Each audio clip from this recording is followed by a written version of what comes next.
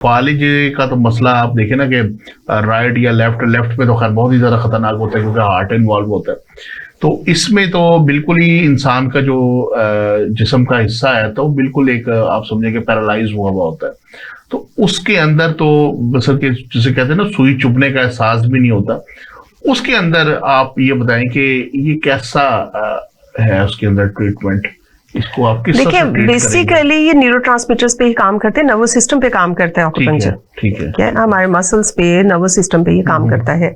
जब हम लोग नीडल्स लगाते हैं तो उसको ये देखा जाता है कि पेशेंट की उस साइड पे किस तरह का असर आया है फालिज का। अच्छा, आया पेशेंट वहां पर महसूस नहीं कर पा रहा कि अपने उस हिस्से को हिला नहीं पा रहा। ठीक है। बाजुकात ये होता है कि मोटर सिस्टम जो है यानी टांगों बाजुओं को हिलाने जुलाने का जो कैपेसिटी है वो कम हो जाती है। बाजुकात ये होता है कि वो हिला रहे होते हैं लेकिन उन्हें महसूस नहीं हो रहा होता। अच्छा, उनकी नर्वस स्टेबिलिटी वहां पर होती है। ठीक है। कुछ लोगों में ये होता है कि वो उनके लिम्स जो है वो बिल्कुल लटक जाते हैं और कुछ में अकड़ाव का शिकार हो जाते हैं। बिल्कुल सही।